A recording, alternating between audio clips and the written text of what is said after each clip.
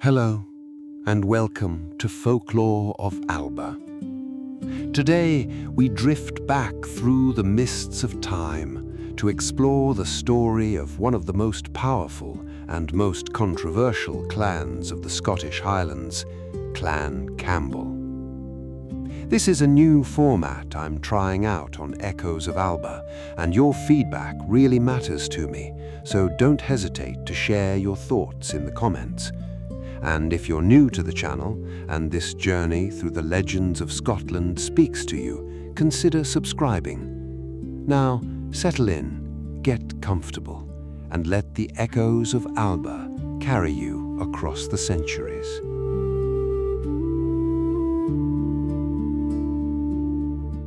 In Scotland, certain names carry weight beyond simple recognition.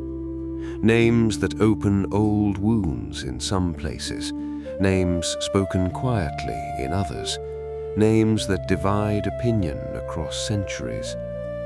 Campbell is one of those names. For more than 700 years, the Campbells have shaped the political and military history of Scotland. They became one of the largest and most powerful clans in the Highlands, holding land that stretched across Argyll in the Western Islands, eastward into Perthshire and as far north as Nairnshire. The name Argyll itself comes from the older Gaelic Eire Gael, meaning the coast of the Gaels. It was here, more than 1,500 years ago, that the first Scots from Ireland crossed the sea and founded the small kingdom of Dalriada.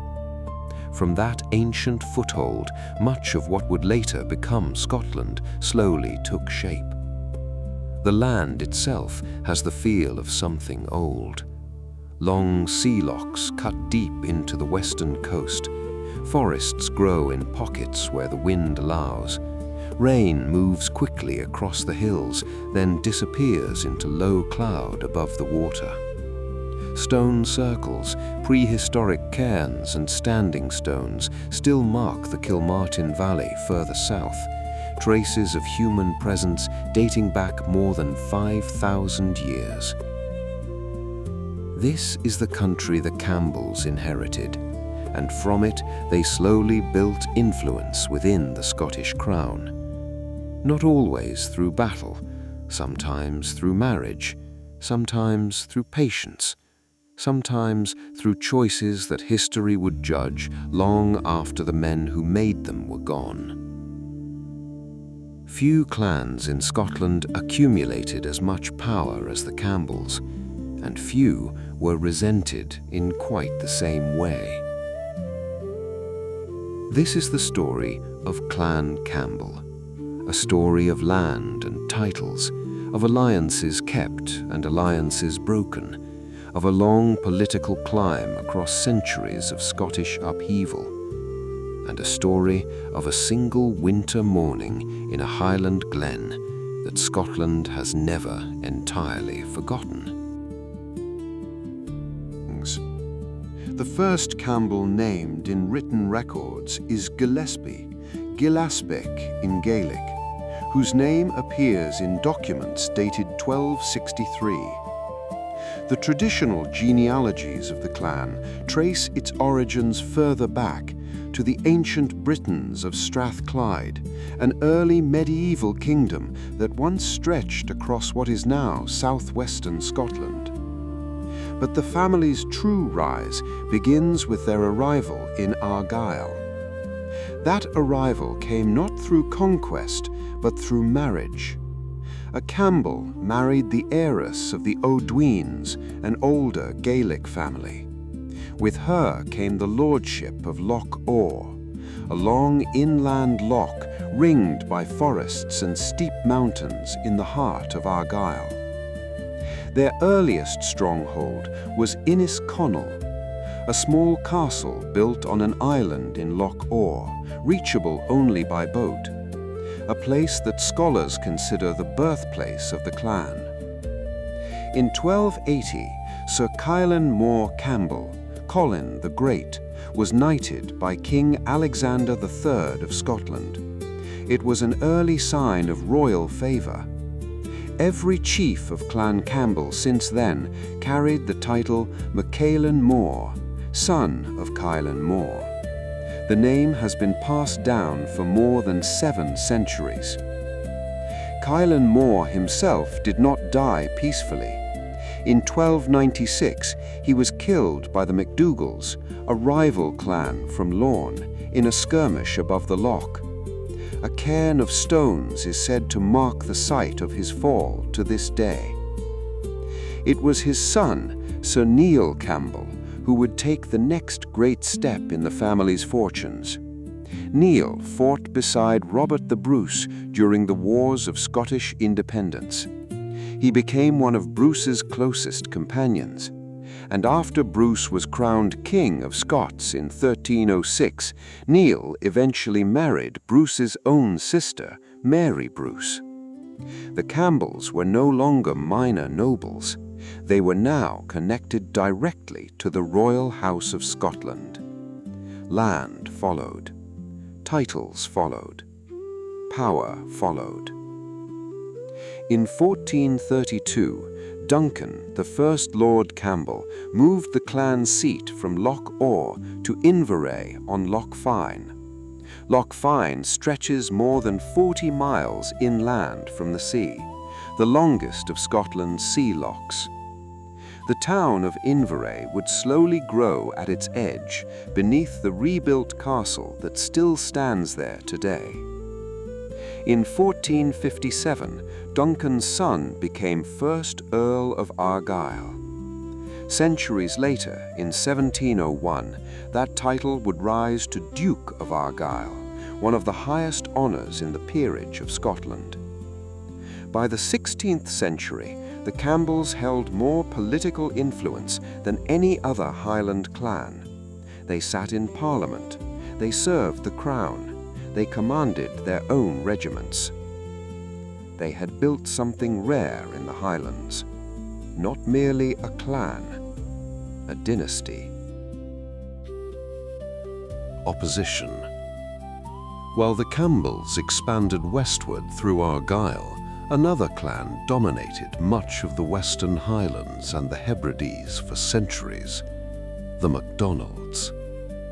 They were descendants of Somerled, the Norse Gaelic king of the western seaboard who had ruled the islands and mainland coasts in the 12th century. From him came the Lords of the Isles, a near-independent power within Scotland, with their own courts and their own laws. For generations, the MacDonalds were the dominant clan of the West. The Campbells were not yet their equal. That balance changed in 1493.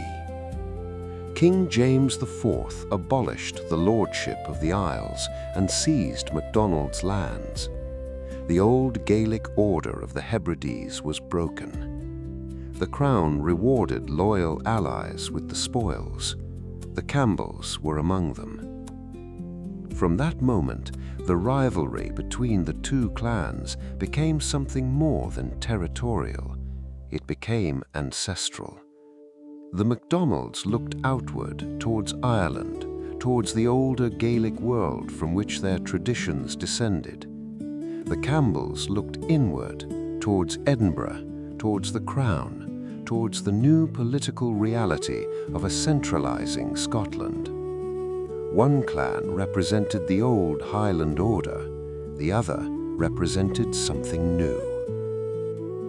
The MacDonalds of Glencoe were a minor branch of this larger clan. Tradition traces their origins to Ian Fraish, Ian of the Heather, a younger son of the great Angus Og MacDonald, who had supported Robert the Bruce in the 14th century.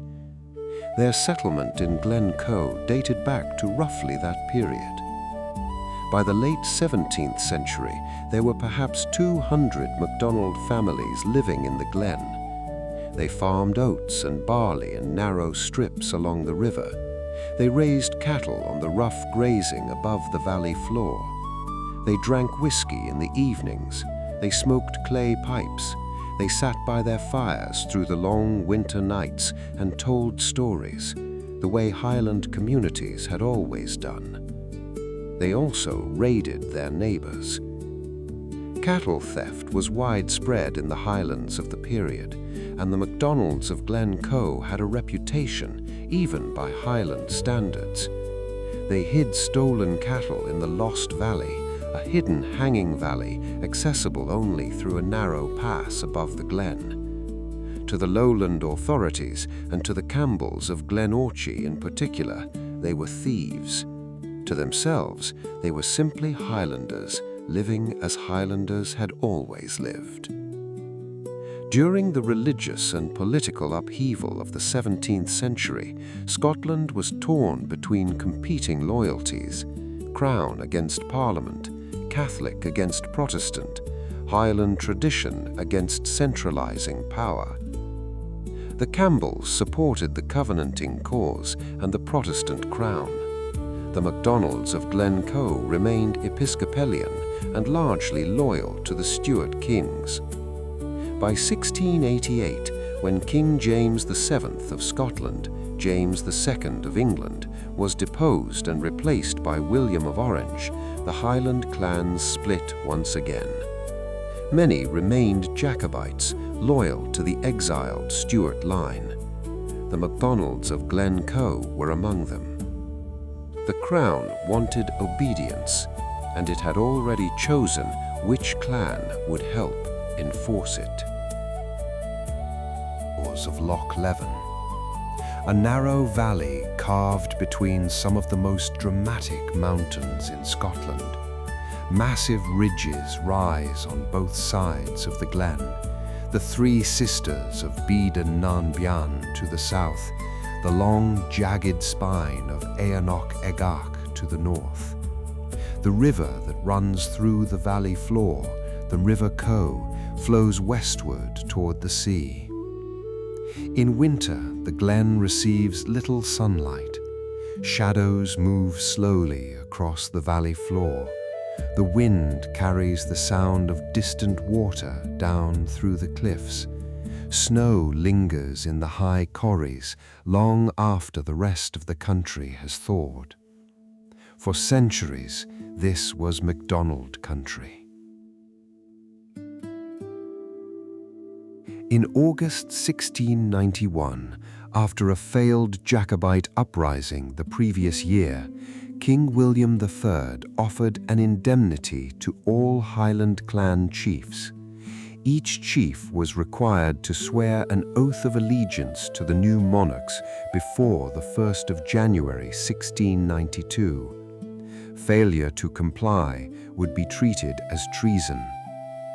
Letters of fire and sword were prepared in anticipation of refusal, official authorizations for state violence against those who would not submit. Most chiefs complied. One delayed. Alastair MacDonald, known by the patronymic Mac Ian, was the elderly chief of the MacDonalds of Glencoe, an old man, white-bearded, respected within his own clan. He had supported the Jacobite cause openly. He had no love for the new King William. But he had a clan to protect. He left for the garrison at Fort William on the very last day of December, with the snow already heavy on the passes. When he arrived, the commander there, Colonel John Hill, had no authority to receive his oath. The proper magistrate was at Inverary, far to the south. Mac Ian was forced to travel onward through winter storms, across hills, and through deep snow, all the way to Inverary, the very seat of Clan Campbell. It is said he wept when he finally found the magistrate. He swore the oath on the 6th of January. 5 days late. In Edinburgh, that delay was noted and used. Sir John Dalrymple, the Master of Stair and Secretary of State for Scotland, had been waiting for a reason. He believed the Highland clan system was the source of Scotland's instability. He had argued in private letters that an example must be made, that some clan must be utterly destroyed in order to bring the rest into obedience. The MacDonalds of Glencoe were ideal, small, isolated, already accused of raiding, disliked by their neighbors, loyal to the wrong king. The order was drafted in London. It was signed by King William himself. It was passed quietly down through military channels.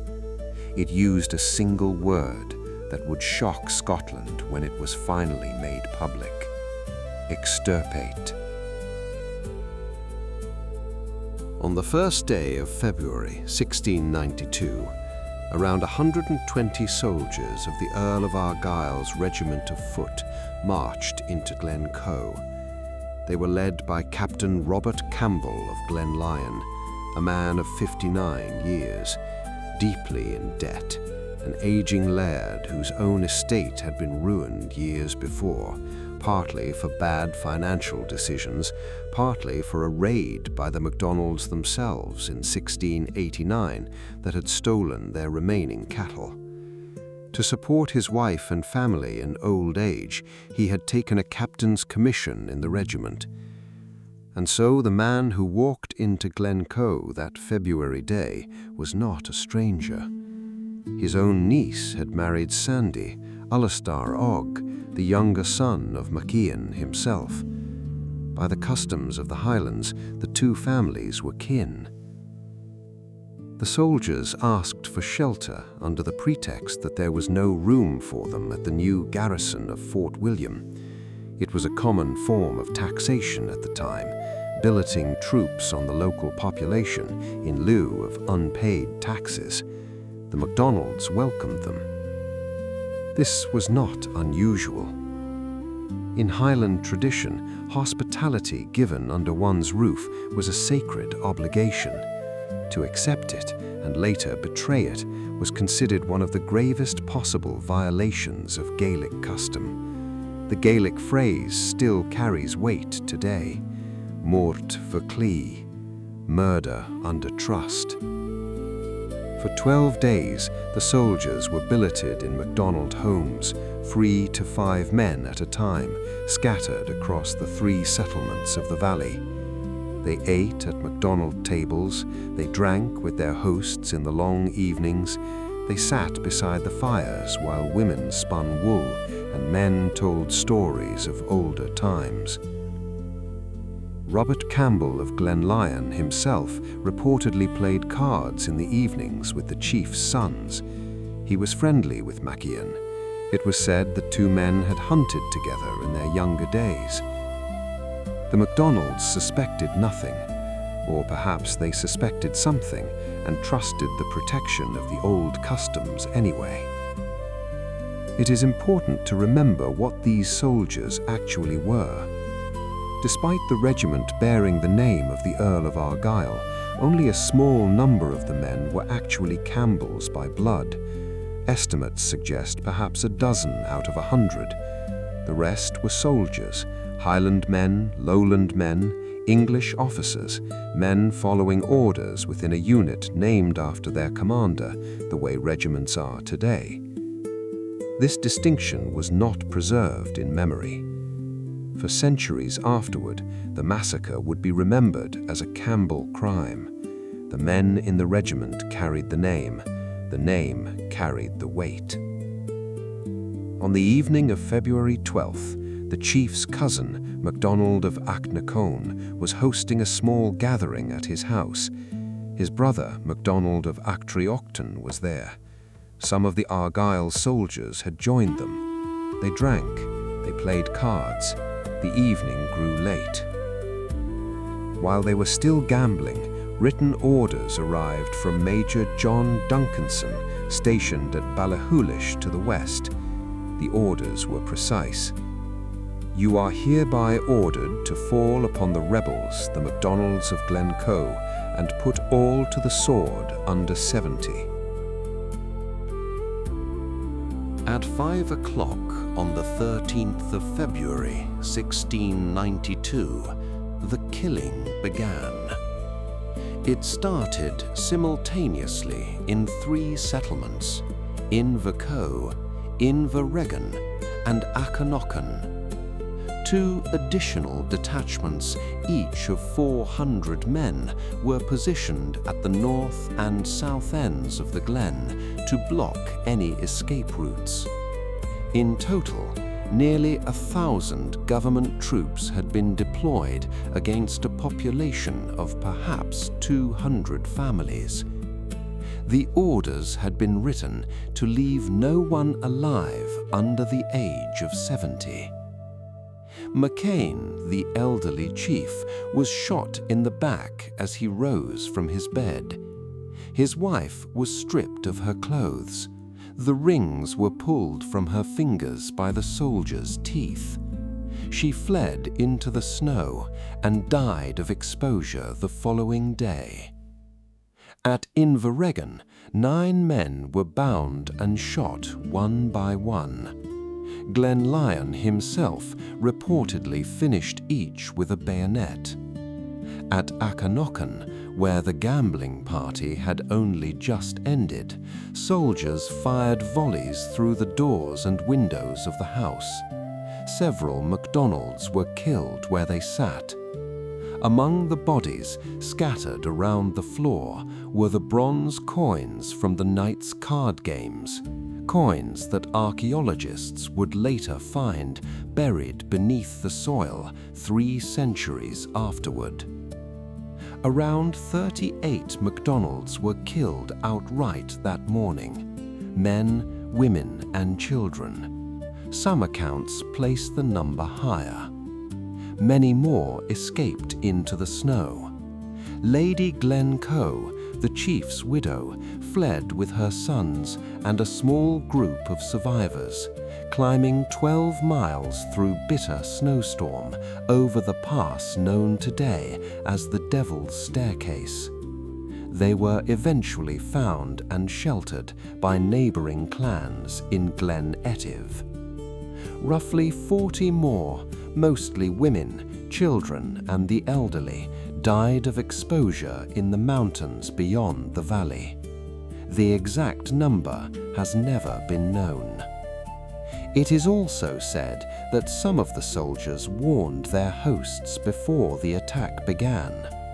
Beside a large stone in the glen, known today as the Henderson Stone, a soldier is said to have spoken aloud to the rock in the presence of a local MacDonald. "Great stone of the glen, great is your right to be here, but if you knew what will happen this night, you would be up and away." It was an old Highland convention. A soldier under direct orders could not speak openly to a MacDonald, but he could speak to a stone, and the MacDonald who happened to be standing beside it could draw his own conclusions. The piper of Glenlyon's company, Hugh Mackenzie, is said to have stood on that same stone the evening before the attack and played a lament called Women of the Glen, a melody the MacDonalds might have understood as a warning. These stories may be true. They may be later inventions offered to soften the memory of what the regiment did that morning. Historians note that the sheer number of such accounts suggests at least some basis in fact. Without them, far more than 38 MacDonalds might have died that night.